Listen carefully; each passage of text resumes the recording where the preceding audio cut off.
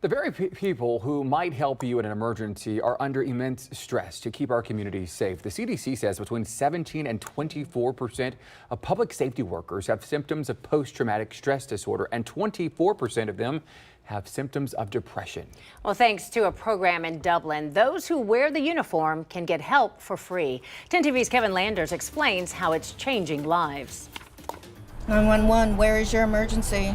As a 911 dispatcher for the Columbus Division of Police, So is it hit and run? Laura Thomas says she reached her breaking point last year. Last year was the year I worked the most in my career so far. I worked 950 hours of overtime. As a student at the school? Yeah. You can only imagine the calls she's taken. You can be sitting there doing nothing, and all of a sudden you have an officer scream, "I got one running," or "shots fired," and your adrenaline level just jumps so high, so fast, but it's that adrenaline dump afterwards that is so hard to deal with. And, you know, we kind of have the officers' lives in our hands sometimes, and sometimes that's hard to deal with. Thomas, whose job it is to help people on their worst days, decided it was time to take care of her own mental health, something she admits not everyone in her profession does. Mental health is such a stigma, and it really shouldn't be, and it's unfortunate that it is.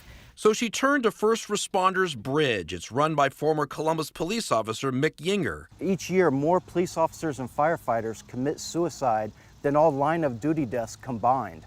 That's unacceptable. Yinger has run the program for the past 7 years, helping first responders from across the country deal with mental health. We don't want our families to go through the same things that we go through, so we keep this stuff bottled up inside. 9/11 was pretty significant for me. I still wear a bracelet from someone that died that day. Laura Thomas says the 2-day seminar changed her life. I'd go to every one if I could. 433, see the man, 415, group possible gang activity. The issue of mental health And if I could just forget the things I'd seen, I think I'd be okay.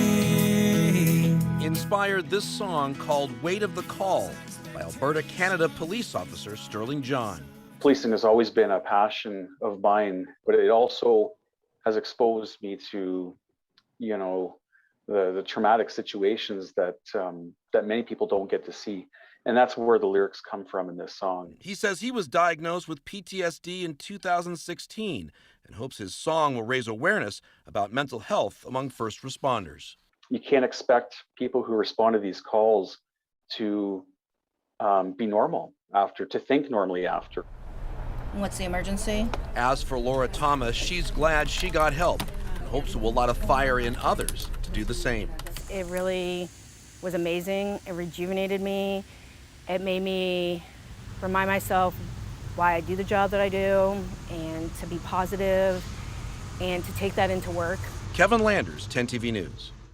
Now, the 2-day seminar starts Friday. We have more information on our website. Just check out 10tv.com.